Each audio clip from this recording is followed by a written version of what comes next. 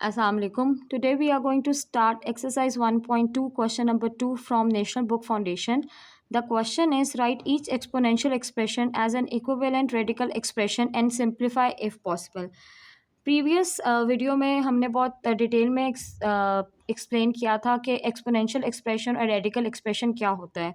इस क्वेश्चन में कहा गया है कि एक्सपोनेंशियल एक्सप्रेशन को हमने रेडिकल एक्सप्रेशन में चेंज करना है और फिर अगर सिंप्लीफाई हो सकता है तो हम उसको सिंप्लीफाई करेंगे। जो इस क्वेश्चन का फर्स्ट पार्ट है उसमें हमारे पास 216 एक नंबर है जिसकी पावर 2/3 है। तो 216 हमारी बेस होगी और इसकी पावर 2/3 है। किसी भी पावर को अगर हमने चेंज करना है रेडिकल में तो वो एक तो वो फ्रैक्शन होना चाहिए और दूसरे फ्रैक्शन का जो न्यूमरेटर है वो 1 होना चाहिए। यहाँ पे जो फ्रैक्शन है उसका न्यूमरेटर 2 है तो इट मीन्स हम इस 2 को इस फ्रैक्शन से सेपरेट कर देंगे। तो नेक्स्ट स्टेप में हमने 2 को अलहदा लिख दिया और 1/3 को इसे सेपरेट कर दिया। अब ये जो 1/3 है ये रेडिकल में चेंज हो जाएगा क्योंकि इस फ्रैक्शन का डिनोमिनेटर 3 है तो इट मीन्स इस रेडिकल का इंडेक्स 3 होगा। जो भी आपका डिनोमिनेटर होगा वो आपके रेडिकल का इंडेक्स बन जाएगा और जो लेफ्ट टर्म थी वो एज इट इज़ हमने रेडिकल के इनसाइड लिख दी। अब हमारे पास रेडिकल के इनसाइड जो टर्म बची दैट इज़ 216 का स्क्वायर। अब हम कैलकुलेटर से 216 का स्क्वायर फाइंड करेंगे और दैट इज़ वेरी इजी। 216 लिखेंगे और स्क्वायर डालेंगे और हमारे पास आ जाएगा आंसर 46,656। अब नेक्स्ट क्वेश्चन में हमें क्यूब रूट लेना है 46,656 का अगर पॉसिबल है।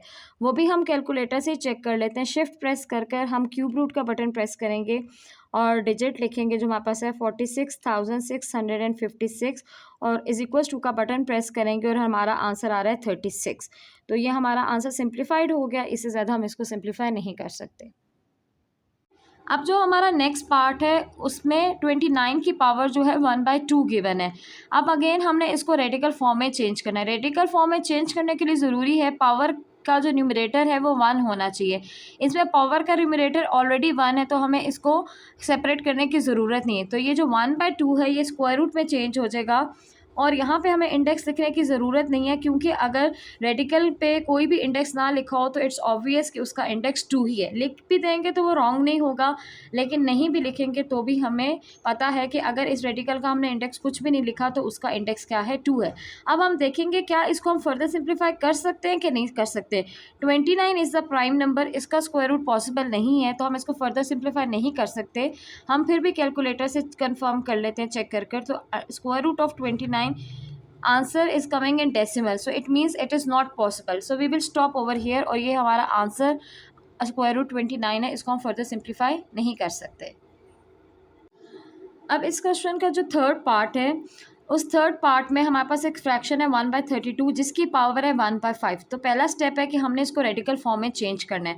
ऑलरेडी जो आपकी बेस का की पावर है उसका न्यूमरेटर 1 है तो इट मीन्स कि हम इसको डायरेक्टली रेडिकल में चेंज कर सकते हैं। क्योंकि इसका डिनोमिनेटर 5 है तो रेडिकल का जो इंडेक्स होगा वो भी क्या होगा 5 होगा। तो पहले हम इसको 1/32 और फिफ्थ रूट लिख देते हैं, ठीक है।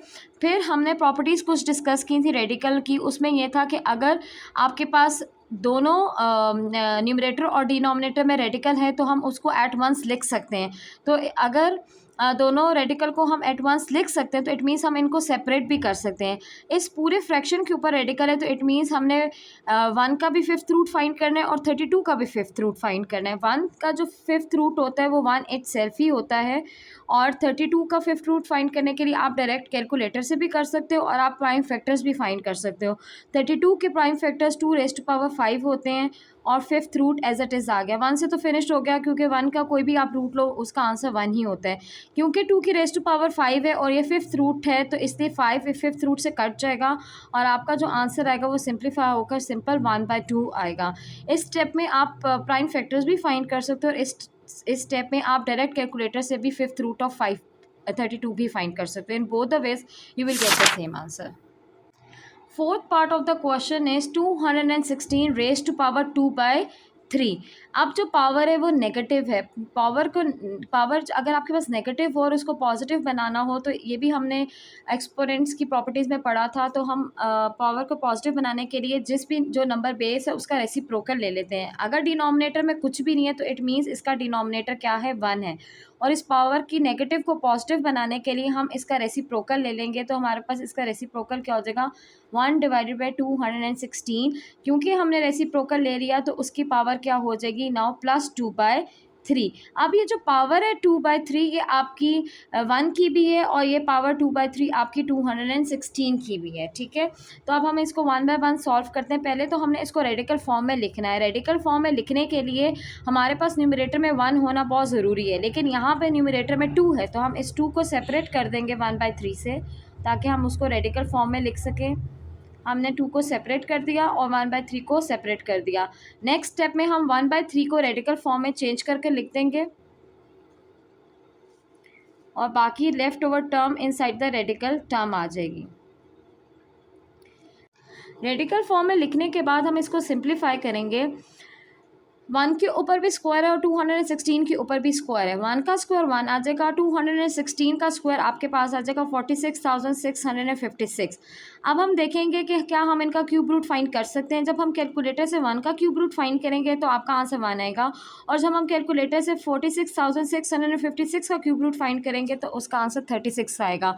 और हम कैलकुलेटर से क्यूब रूट कैसे फाइंड कर सकते हैं, हम शिफ्ट का बटन प्रेस करेंगे और जहाँ पे कैलकुलेटर की बेस में क्यूब रूट ऑफ 3 लिखा हुआ है वो प्रेस करेंगे, और जो नंबर है वो नंबर हम इस क्यूब रूट के अंदर जो है टाइप करेंगे 46,656 और इज इक्वल टू का बटन प्रेस करेंगे तो आपके पास आंसर आ जाएगा 36। तो आपको ऐसे पता चला कि क्यूब रूट ऑफ 46,656 जो है वो 36 है।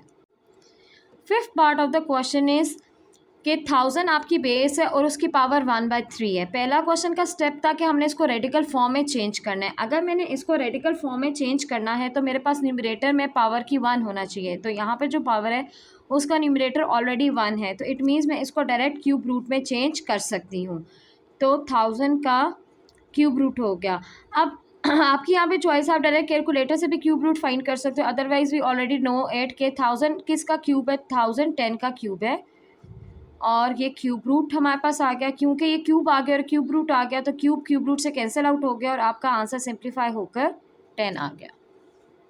Last part of this question is 1/39 raise to power 1/2। Again वही स्टेप है कि फर्स्ट स्टेप में हमने इसको रेडिकल फॉर्म में चेंज करना है। रेडिकल फॉर्म में चेंज करने के लिए ज़रूरी है कि जो भी पावर है उसका न्यूमरेटर 1 हो। यहाँ पे जो पावर है उसका न्यूमरेटर 1 है।